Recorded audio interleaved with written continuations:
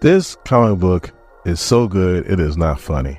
Like, if you don't think this comic book is good, you must not have a pulse, because this comic book is fantastic. My name is Dorian, this is SCM Comics. We are continuing our coverage of Hox and Pox as House of X, Power of X, with House of X number 3. So our story takes place in Krakoa, and you got Scott, and he's like, I have assembled a team of good, like-minded mutants that understand the mission parameters and is willing to go along with it anyway. So Professor Xavier was like, you put on a brave face, but I can sense some fear in you. And Scott's like, should I not be?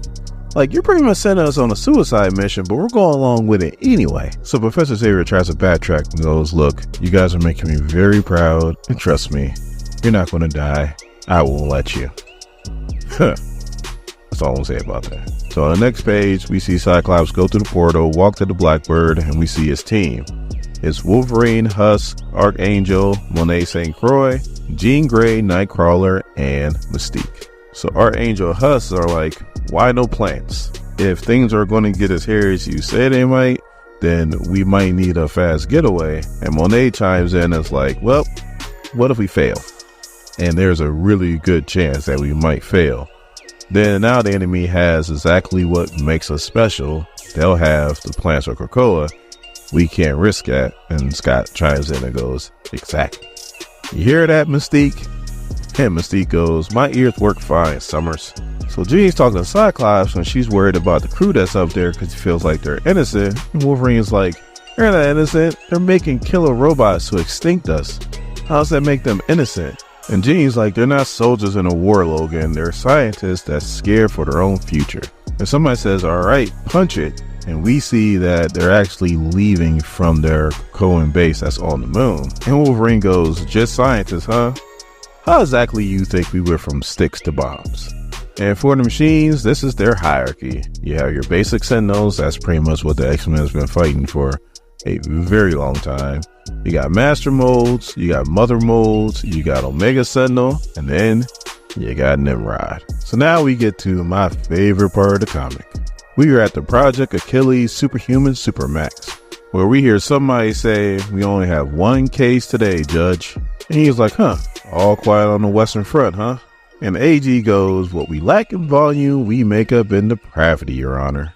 The defendant is being charged with felony break-in and entering, felony assault, felony theft, 2 counts of manslaughter, and I swear to God, if bad manners were something I could add to the list, I would.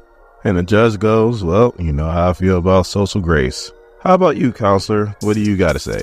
And this dude is scared out of his ever-loving wits, and anybody else would too. And he tries to use the defense that he was like the wrong person at the wrong place at the wrong time. And the judge's like, yeah, no, counselor, that's not going to work. So he's like, all right, well, let's get on with it. How does your client plead? So then we see his Sabretooth and he goes, oh, I'm guilty, meat. I definitely have bad manners. And the judge goes, and the other charges? And he's like, yeah, I did those things too. But it doesn't matter. There hasn't been a place built that can hold me. And if I'm really being honest, it's not like I'm just going to sit here and let you judge me. Do you really think these chains is going to stop me from making your insides or outsides? Because, let me tell you, they can't. Then he sniffs the air and goes, you smell that? And the counselor goes, what? He's like, jasmine. He's like, what's that mean? And he goes, that means you're fired, counselor. And Emma Frost and 2 of her cuckoos walk in. So one of them goes, oh, look, it looks like the monkeys are playing with tools again.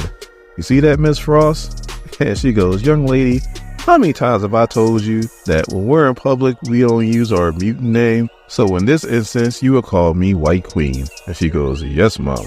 So the judge likes, what's the meaning of this? And she goes, really not sure if that's a question you should be asking.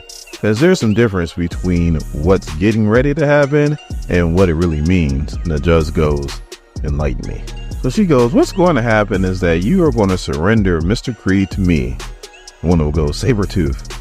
Oh yeah, thank you, Sabretooth. You're going to give him up because in anticipation of Krakoa becoming a sovereign state, all Krakoans on United States soil, naturally born or otherwise, now enjoy the privilege of diplomatic immunity, which is a recent gift from your State Department. And one of the cuckoos says, we have all the paperwork if you need it. And the other one goes, but you can totally leave the chains on if you want.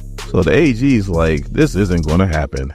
And Emma's like, oh, it's going to happen. And as for what this means, well, this simply means that we don't answer you no more. This judge is gangsta as hell. He goes from being a normal judge to Judge Dredd.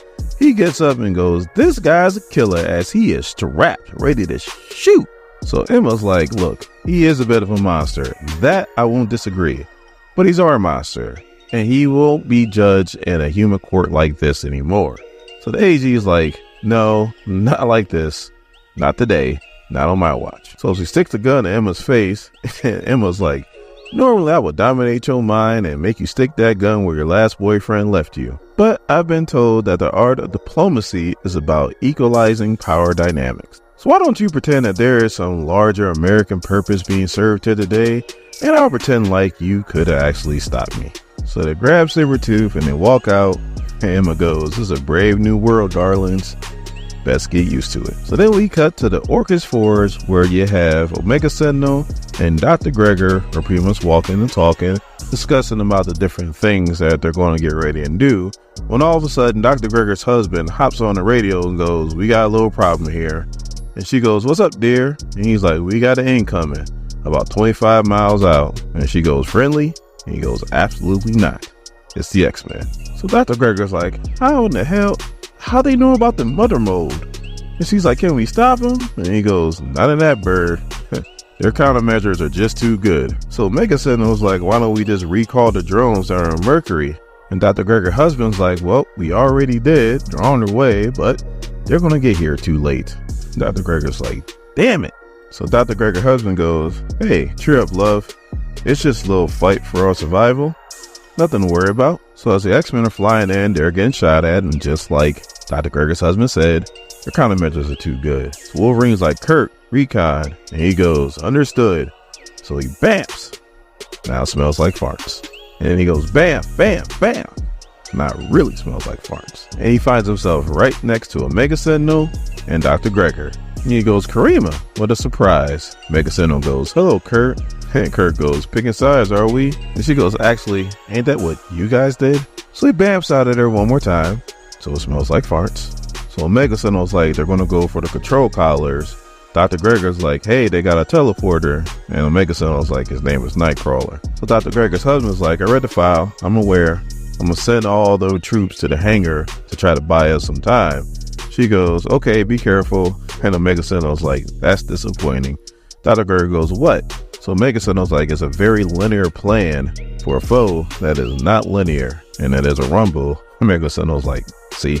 So the X-Men land on the Orchis base. Nightcrawler's back, and he goes, they got an Omega Sentinel.